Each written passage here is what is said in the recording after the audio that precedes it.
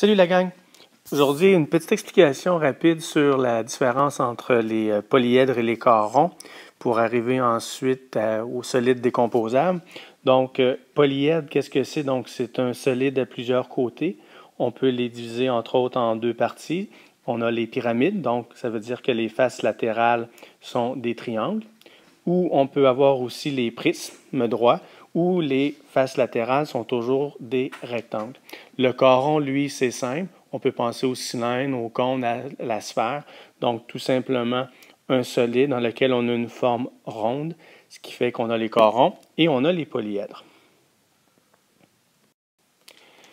Donc, vous comprendrez que pour calculer l'aire d'un solide décomposable, vous devez vous rappeler de toutes les formules que vous avez apprises, c'est-à-dire l'aire d'un triangle, d'un rectangle, d'un losange, les polygones qu'on a vus cette année, et ainsi de suite, pour être capable de justement prendre notre figure et la décomposer en plusieurs figures planes dont vous connaissez déjà les formules pour calculer l'aire.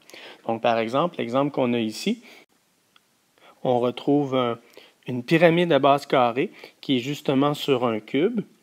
Donc, on a notre pyramide qui est ici, base carrée, donc 4 faces. Alors, si on voulait calculer l'aire de ce solide décomposable-là, nous savons que nous aurions à calculer 4 fois l'aire d'un triangle, plus, maintenant, on va s'occuper de notre cube, 1, 2, 3, 4, et le dessous, 5, plus 5 carrés à calculer. De cette façon-là, on serait capable de calculer l'aire totale de notre figure. Le prochain exemple que je vais faire avec vous autres est un petit peu plus complexe. Regardez bien.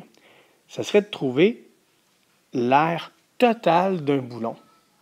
Alors là, posez-vous la question, essayez de le faire avant que je vous donne une solution, sans mesure, mais juste de vous dire, OK, si je veux calculer l'aire de mon boulon, qu'est-ce que je dois tenir compte? Le dessus, le dessous, les côtés, l'intérieur. Et faites-vous juste un petit dessin en vous indiquant dessus exactement ce que vous devez calculer pour être capable de trouver l'aire totale de ce solide décomposable. Alors, je vous donne quelques minutes et je vous reviens avec la solution. OK, donc, qu'est-ce qu'on retrouve? On est capable de voir que le côté, donc la portion latérale de notre figure est composée de 6 rectangles. On sait que le dessus, c'est un hexagone, donc le dessous aussi. Nous avons une ouverture qui est un disque et nous avons l'intérieur de notre boulon qui est comme un cylindre à lequel on calcule que l'aire latérale.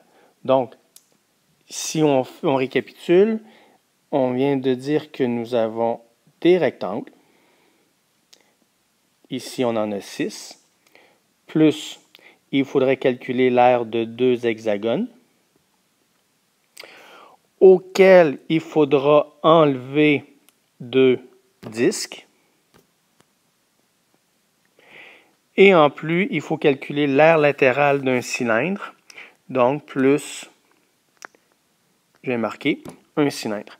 Alors, notre formule, en bout de ligne, ça ressemblerait à quoi? Donc, vous comprendrez qu'il manque beaucoup d'informations. Je vous ai juste donné la figure. Alors, on pourrait s'imaginer que ici, pour nos rectangles, on aurait 6 fois, mettons, la base fois la hauteur.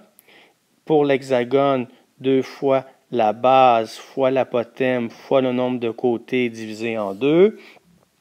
Pour notre disque, donc 2 fois un disque et pi r au carré. Et le cylindre, qui est l'intérieur du cylindre, c'est la circonférence fois la hauteur, donc 2 pi r h. Et donc, il faudrait que je vous donne toutes ces mesures-là pour que vous soyez en mesure de trouver l'aire totale de mon boulon. Alors, beau boulot et on se met au travail. Bye!